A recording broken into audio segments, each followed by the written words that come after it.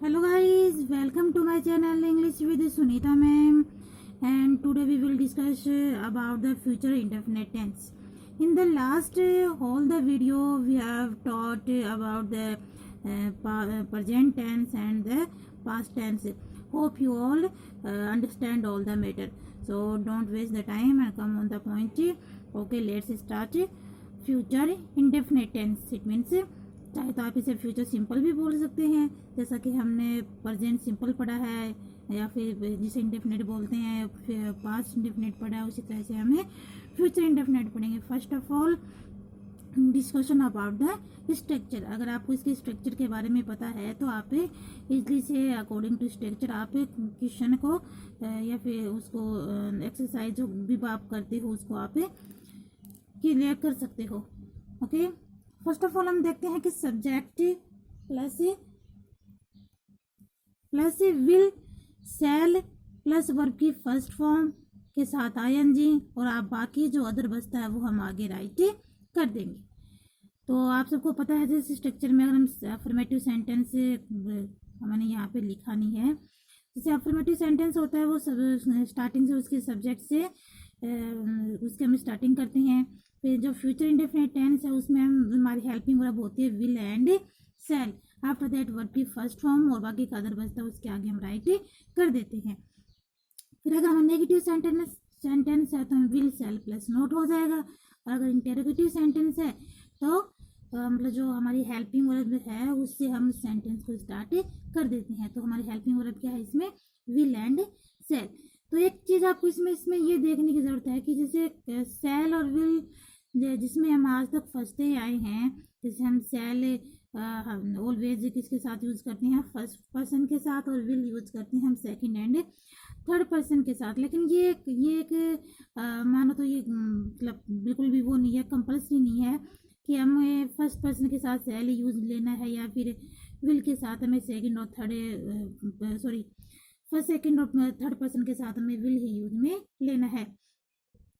अगर आपको देखेंगे तो मॉडर्न इंग्लिश में सब पर्सन के साथ, चाहे वो फर्स्ट पर्सन हो, चाहे वो सेकंड पर्सन हो, चाहे वो थर्ड पर्सन हो, उसमें हमें विल ही नजर आता है. और अगर आप शैल भी यूज में लेते हो तो कोई टेंशन वाली बात नहीं है. तो हम एक्सरसाइज पे चलते हैं. जैसे फर्स्ट ऑफ ऑल हमारा अफर्मेटिव सेंटेंस में वी है, वी सब्जेक्ट है, शैल है, शैल अकॉर्डिंग टू सब्जेक्ट.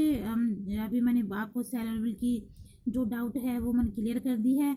ये चीज़ एक बार मैं क्लास में पढ़ा रही थी तो मेरे सामने भी आई थी, तो बच्चों ने कहा था मैम आप ये सबके साथ विल ही यूज क्यों ले रहे हो, शैल कहाँ है. फिर मैंने उनके कहा कि बेटा कि अगर ये ज़रूरी नहीं है कि हमें अकॉर्डिंग टू शैल यूज में लें या विल यूज में लें. ये मुझे पता है कि फर्स्ट पर्सन के साथ शैल यूज होता है, बट मॉडर्न इंग्लिश में सिर्फ विल ही यूज में लेते हैं. अगर आप शैल यूज में लेते हो तो कोई डाउट वाली बात नहीं है. तो इसमें देखते हैं कि वी शैल मीट अगेन. तो ये अगेन है, ये आप मेरे फ्यूचर को इंडिकेट करता है, या फिर हम इसको इस अगेन के आगे टुमारो लगा दें, है ना. और फिर है नेगेटिव सेंटेंस. नेगेटिव में हमें वी हमारा सब्जेक्ट है, फिर शैल हो गया, शैल हमारी हेल्पिंग वर्ब हो गई. आफ्टर दैट अगर नेगेटिव बना रहे हैं तो हम नोट राइट करेंगे meet and again. After that interrogative sentence always started with helping verb. Helping verb क्या है हमारी, ये शैल. आफ्टर दैट हम सब्जेक्ट राइट करेंगे, सब्जेक्ट हमारा वी, मीट एंड अगेन, और उसके बाद हमें हमारा क्वेश्चन मार्क राइट कर देंगे. आगे हम इसके एडिट देखते हैं. एडिट में है टुमारो, नेक्स्ट प्लस टाइम. तो टुमारो जैसे मैंने ऊपर बताया कि टुमारो हम यूज में लेते हैं किसमें, हमेशा फ्यूचर टेंस में काम में लेते हैं. और नेक्स्ट प्लस अगर टाइम हमारे पास आता है तो नेक्स्ट भी हमारे फ्यूचर को ही इंडिकेट करता है. फिर हम एक्सरसाइज में देखते हैं कि the train will arrive at 2 PM. ये वही चीज़ इंडिकेट कर रहा है. द ट्रेन सब्जेक्ट हो गया, विल इसकी हेल्पिंग वर्ब हो जाएगी, और अराइव इसकी मेन वर्ब हो जाएगी. दैट 2 PM इसका टाइम हो जाएगा. फिर नेक्स्ट हमारा I will return your book next Monday, कि मैं तुम्हारी जो बुक है वो नेक्स्ट मंडे को रिटर्न कर दूंगा. तो नेक्स्ट मंडे देखो वही हमारा टाइम यूज हो रहा है. आई हमारा सब्जेक्ट हो जाएगा, विल हेल्पिंग वर्ब हो जाएगी, रिटर्न मेन वर्ब हो जाएगा, योर बुक अदर में आ जाएगा, और फिर नेक्स्ट मंडे. अब हमने देखो पीछे अगर आपको ध्यान में है तो जब हम पास्ट इंडेफिनिट टेंस पढ़ रहे थे तो मैंने आपको एक इसी तरह का एक ग्राफ आपको क्लियर करवाया था। अब सेट हो गया ना। आपको एक ग्राफ करवाया था कि उसमें यहाँ पर हमारे पास था पास्ट सिंपल, ठीक है, और इधर हमारे पास था past continuous, past perfect and past perfect continuous. इसमें हम देखेंगे कि एक बात आपको रिमेम्बर रखनी है ऑलवेज कि पास्ट के साथ आपको पास्ट टेंस ही काम में लेनी होती है। चाहे दोनों आप कंबाइंड जो कॉम्प्लेक्स वाला सेंटेंस बना रहे हो या कंपाउंड वाला सेंटेंस बना रहे हो, तो आपको पास्ट के साथ प्रेजेंट और फ्यूचर काम में नहीं लेना होता है। आपको प्रेजेंट और फ्यूचर काम में आते हैं। एक तरफ प्रेजेंट टेंस होता है, दूसरी तरफ फ्यूचर टेंस होता है, बल्कि पास्ट के साथ ही यूज होता है। जैसा कि आप देख रहे हैं, ये हमारा प्रेजेंट इंडेफिनिट टेंस है, it means present simple tense है। और फिर ये एक तरफ हमारे पास प्रेजेंट सिंपल होगा और दूसरी तरफ होगा हमारा फ्यूचर सिंपल। तो फ्यूचर सिंपल की अभी हमने पढ़ा कि विल और सेल वर्ब की फर्स्ट फॉर्म होती है और इन दोनों को आपस में जोड़ती हैं if, unless, till and until से। आगे हम इनकी एक्सरसाइज भी देखेंगे। एक अभी तो आपको सिर्फ इतना ही ध्यान में रखना है कि इनके आपस में कनेक्शन वाली चीज़ कौन सी है, कनेक्शन वाला वर्ड है वो कौन सा है। तो प्रेजेंट सिंपल और फ्यूचर सिंपल का है इफ, अनलेस, टिल, अनटिल। फिर प्रेजेंट सिंपल और फ्यूचर कंटिन्यूअस का है व्हेन एंड व्हाइल। और प्रेजेंट सिंपल और फ्यूचर परफेक्ट का है हमारा आफ्टर एंड बिफोर। और present simple and future perfect continuous का हमारा फॉर एंड सिंस, जो ऑलवेज हमें फॉर सिंस यूज में लेते हैं अकॉर्डिंग टू टाइम। अब इसकी हेल्पिंग वर्ब आप देखते हैं तो फ्यूचर सिंपल की हेल्पिंग वर्ब होते हैं विल एंड सेल वर्ब की फर्स्ट फॉर्म। फ्यूचर कंटिन्यूअस की होती है will, shall plus be plus verb की फर्स्ट फॉर्म के साथ आईएनजी। फ्यूचर परफेक्ट की होते हैं will, shall plus have plus verb की थर्ड फॉर्म। और फ्यूचर परफेक्ट कंटिन्यूअस के होते हैं will, shall, have, been plus verb की फर्स्ट फॉर्म के साथ आईएनजी। जब हम इनको आगे पढ़ेंगे तब डिटेल से पढ़ेंगे, ठीक है। अब हम इसकी एक्सरसाइज देख लेते हैं।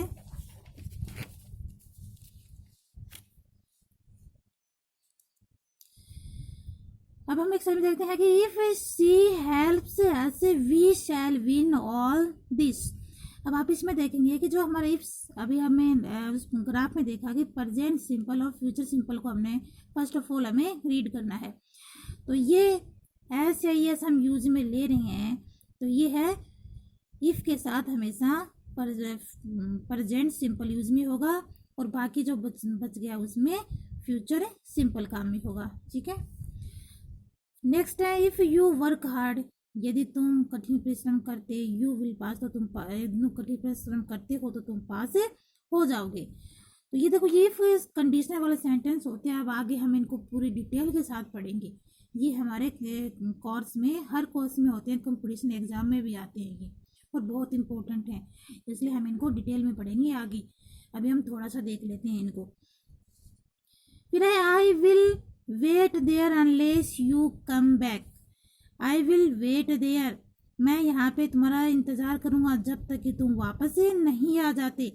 तो देखो अनलेस होता है वो हमेशा नेगेटिव सेंस देता है, मैं आगे बताऊंगी आपको। फिर you will not pass unless you try, तुम जब तक तुम पास नहीं होगे जब तक कि तुम कोशिश नहीं करोगे। तो एक चीज़ हम यहाँ देखते हैं कि इफ होता है वो हमेशा पॉजिटिव सेंस देता है और इसका हिंदी मीन्स होता है अगर या फिर यदि, अगर यदि। अनलेस होता है वो नेगेटिव सेंस देता है और इसका होता है अगर नहीं या फिर यदि नहीं। टिल होता है ये पॉजिटिव सेंस होता है और ये तक या फिर जब तक। अनटिल है ये नेगेटिव सेंस होता है और ये होता तक या जब तक प्लस इसके साथ नहीं। तुमने यहाँ पे लिख रखा है कि ये जो ऊपर वाले हैं इफ, अनलेस हैं, ये तो एडवर्ब ऑफ कंडीशन होते हैं, और जो नीचे वाले हैं टिल और अनटिल ये होते हैं एडवर्ब ऑफ टाइम। तो ये टिल और अनटिल टाइम को रिफ्लेक्ट करते हैं और इफ, अनलेस कंडीशन को रिफ्लेक्ट करते हैं। ओके, आई होप आप लोगों को क्लियर हो गया होगा। अगर आपको मेरा वीडियो अच्छा लगा है, अगर आपको इससे थोड़ा सा भी बेनिफिट मिल रहा है तो इसे लाइक, शेयर और सब्सक्राइब जरूर करें। और अगर आपको कोई सजेशन देना है, आपका कोई क्वेश्चन है तो आप कमेंट बॉक्स में जाकर राइट कर सकते हैं। Okay, bye bye guys.